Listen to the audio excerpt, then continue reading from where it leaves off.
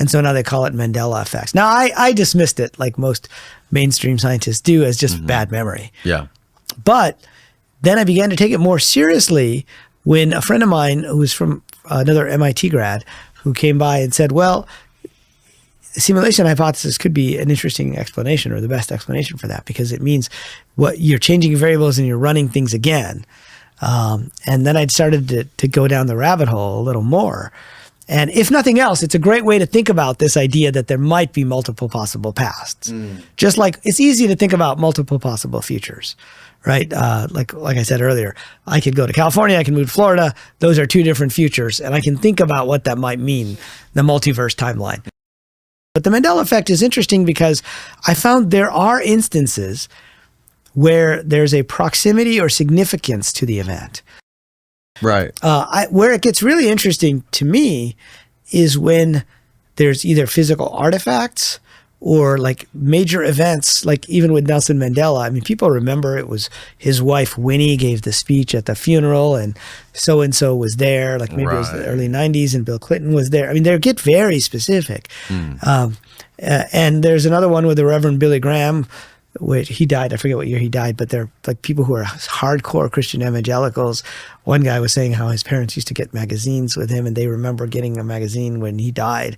And then they found out a year or two later, that's when he died. And it's just weird when you have that significance or you're close to something.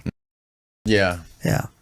But when you get into scripture, and there's a lot of movie stuff too, that you've probably heard of, like Empire Strikes Back, where the line of, what's the line when Darth Vader tells Luke his father? Are you familiar? Are you a Star Wars fan? Luke, I'm your father. Right. That's how most of us remember it. Right. But supposedly, if you watch it again, it just says, "No, I am your father." Really? And I just saw an Oh, yeah, you're right about that. Yeah. I just saw a little video, which somebody could have doctored for all I know, but they said they recorded it at the movie theater somehow while they were there, where he says, "No, Luke, I am your father," which is like a whole nother, a third possibility. Sure.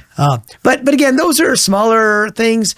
But when you get to scripture, that's where it becomes really interesting, because there's a whole factor of Mandela effect. Religious stuff? Bible verses. Oh, wow. There are websites dedicated, like Isaiah. This is, which is the lion and the lamb. You may have heard. There's this phrase, we can look up the exact phrase, but if you look at it, there's nothing about the lion and the lamb. It's the wolf will lay with the lamb, is what it is now. Yeah. And they're like, no, I have the physical Bible that I had when I was a kid, and the King James Bible, and this is where I memorized it. Yes. And so then I started to wonder, is it possible that there are other scriptures like the Quran, other religions, scriptures that have changed? And in the Quran, in Islam, they actually memorize the Quran word for word. It's a big book. It'd be like memorizing the Bible word for word. And they have a whole class of like priests who can, it's like they graduated, so they have a designation called a hafiz that says they can read the Quran, like from their memory, word for word, exactly in Arabic. I always thought that's kind of dumb. Why would they need to do that? We got books, right? Right. And so I looked into it and I said, I wonder if there's been anybody who claims that any of the verses have changed. And there was one Sufi imam who says that one of the reasons why they memorized the Quran word for word is supposedly there is a class of entities who exist outside of our space and time, but who can modify objects in our timeline. They can go back and modify objects, but they're not allowed to modify our memories. And so then those are called the jinn. So this is another example of the jinn coming out.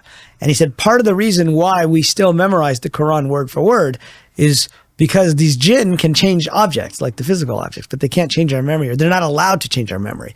So we will remember it, allowed by God, I guess, in this case. I'm not, But that was interesting to me because it's like, oh, there's an aspect of this that I hadn't thought about. But if it's scripture, people will take it more seriously. Yes. Or since I am a big Star Wars fan, like if Harrison Ford died, I would know it, right? If there was a funeral for George Lucas or Harrison Ford or Mark Hamill 10 years ago, I'm unlikely to get that wrong because I'm a big Star Wars fan. So I call that proximity or significance. Yes. To you. But one of my favorite ones is the Tiananmen Square Do you remember? Did you ever see the video of the guy with a tank standing in front of the tank? Maybe we can bring it up. Didn't the tank go around him? Well, that's the Mandela effect. So the majority remembers the tank went around him, or he moved and the tank went this way, and he went and stood in front of it, and it came back that way. So they called him Tank Boy online. But Tank Boy. But a subset of people say that they actually saw the tank run him over, and they say it was the bloodiest thing they ever saw on TV. Now, most of the videos you'll see will not show that, right? They'll show that the tank, is kind of moving around him. Yeah. And, maybe something happened to him afterwards. But I did a little poll. I was on a panel at Contact in the Desert, and we had a few different people on the panel, like Paul Hynek and a few other people, and there were like 5 or 6 of us. And sure enough, one person insisted, one of the speakers on the panel insisted that they saw the guy get run over on TV. Really? So 20% in this case. Now, that's an informal poll, but to me, that's an interesting. That is interesting.